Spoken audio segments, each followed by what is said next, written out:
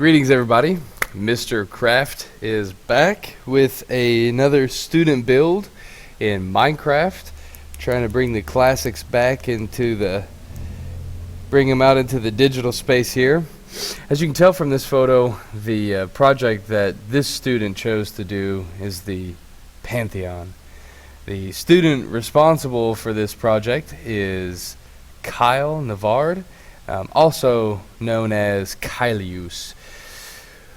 Gotta say, I think that we, on this project, almost bit off a bit more than we could chew. And for that reason, temples like this, buildings like this, are not going to be a regular installation, a regular occurrence within this series. They are just entirely too time-consuming if you want to do them correctly, that is. We started it, and there was no way to walk away from this project without finishing. I had to step in and help the guy out in terms of filling walls. So Kylius would tell me, Mr. Craft, I've got a wall here that's got to be so many blocks long, so many blocks high. Can you fill it in? I had to go in and do a lot of the tedious work while he was out, fine tuning all of the minutia here. So again, this is going to be a rare occurrence, the project of this size. Well, anyway, so let's get into it. Let's see what Kylius was able to do here.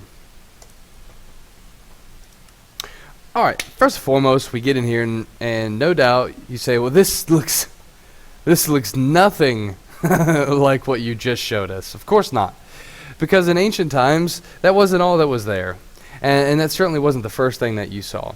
The first thing that you would have seen as you were approaching the temple is the entrance here. This entrance then leads to a forecourt. Here we have the forecourt, which is surrounded by so we have a covered colonnade here, a walkway. In the center here we have what we think was very likely there was this arch here. If there wasn't an arch, then possibly there were, and some of the other models show that there was an equestrian statue. Kylius here decided on the arch, and since it wasn't really certain what arch this was, there was what was one name, the Arch of Piety. Couldn't really find any way that it was decorated. He decided to just leave it in a marble form. Anyway, so as we approach finally, after this long forecourt here, we finally approach the Pantheon. So a few things that we should note here about the Pantheon. Well, let's take a look at when this thing was built. So it was located in the Campus Martius, which is Rome, Italy, and the dates on this thing are 118 to 128 AD, roughly. Well, that's weird, because if anybody's ever paid attention to what's written up here, and if anyone knows Latin, like my Latin students do, well, they'll know that it says Marcus Agrippa built this thing. But Marcus Agrippa built a temple over here, and let's see if I can save a little face. Marcus Agrippa was the patron of this temple here, the Maison Caire. I believe that's, folks, that's as close as you're going to get to a good French pronunciation from good old Mr. Craft here. I do apologize. But that temple was dedicated in 16 BC. There's no way that this guy lived that long.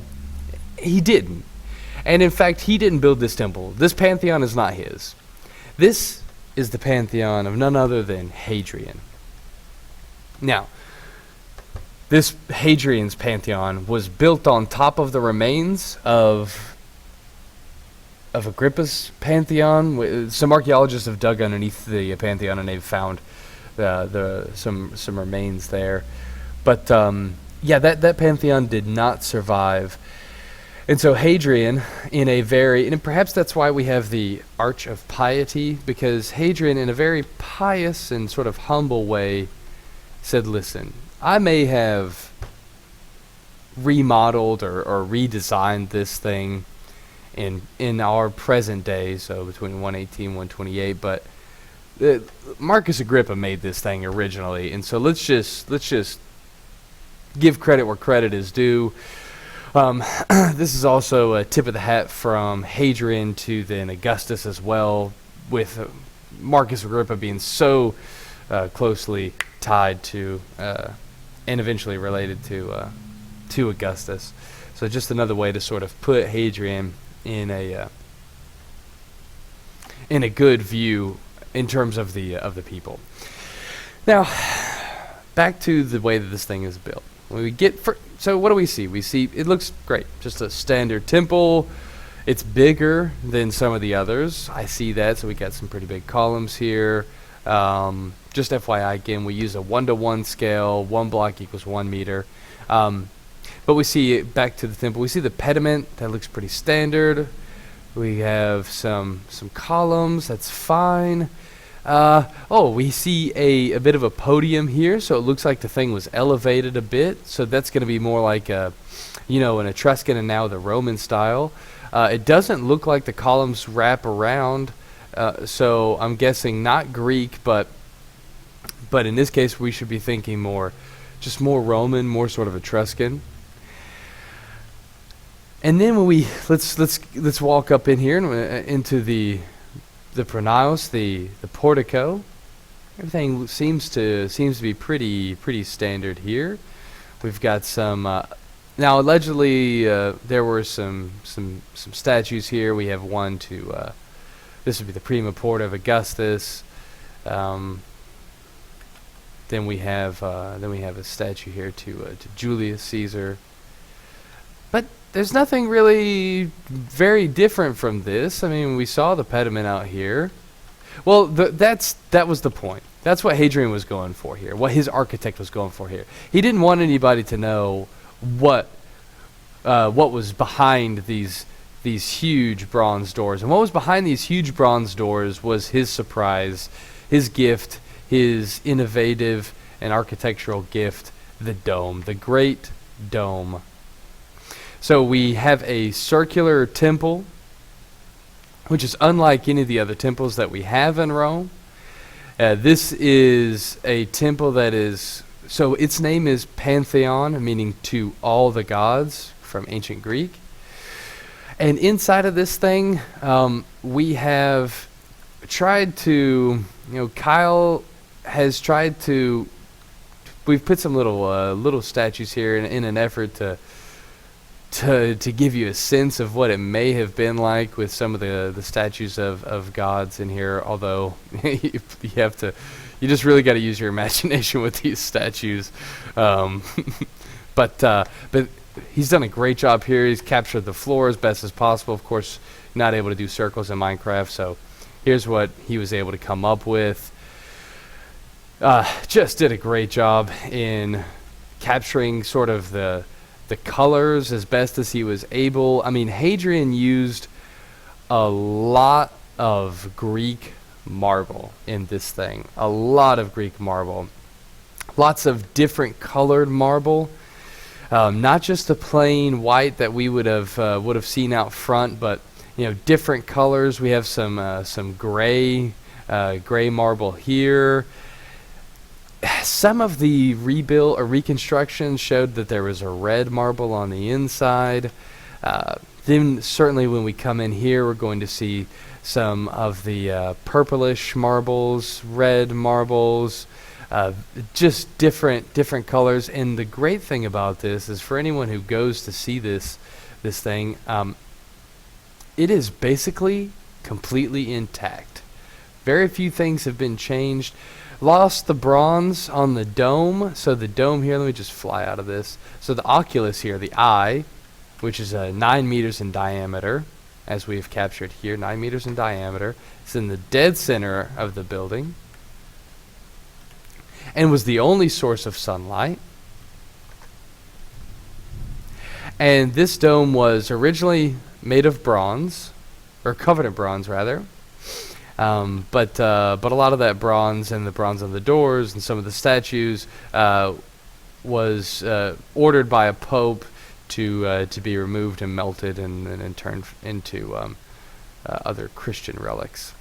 But here we have the Pantheon.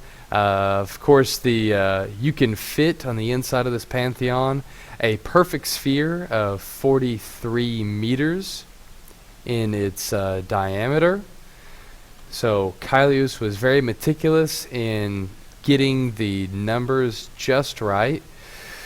It was obviously very difficult to try and recreate those little, so to say, the ditches, the little divots that were created in the dome in order to allow for its weight to be equally and evenly distributed along the walls.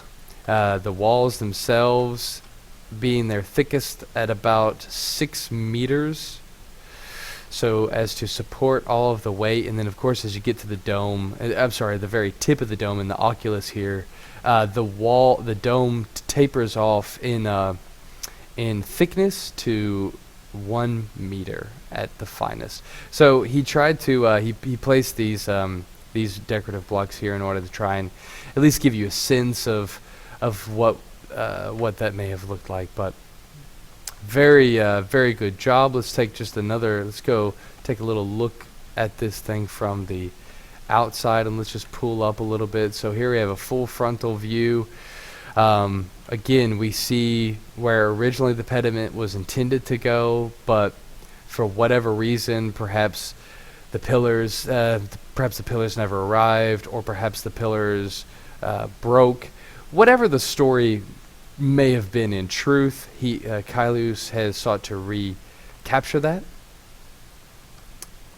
And so we see how they we have the whole barrel of this thing with the 3 cornices, just as we see when we visit the building in Rome. What Kyle has done is chosen to, now presently in Rome what we see is the brick facade, the brick facing of this building, like these stairs here, like this cornice here. Kyle has opted to go ahead and just put a sort of a stucco on it, so a marbling to give it that nice white sort of pristine look. But here is yet another view, the side of this temple with its forecourt.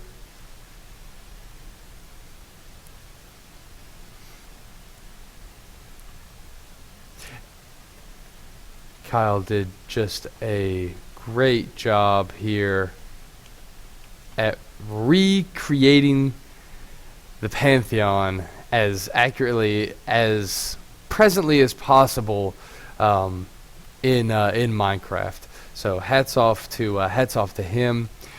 I hope that this video was informative and that it was helpful to you all. After this, I certainly look forward to showing you all a few more videos at the end of the summer. I believe this is going to conclude my series of videos that I will post now of student builds. I am missing a video of the Prima Porta statue, which I could possibly do over the summer in another video, and one of an aqueduct. We'll just have to wait and see. So if I don't get anything back to you this summer, guys, just hang tight. I will be back with videos in the fall. So until then, thank you all for watching. Hope you enjoyed it, learned something from it, and as always, walete.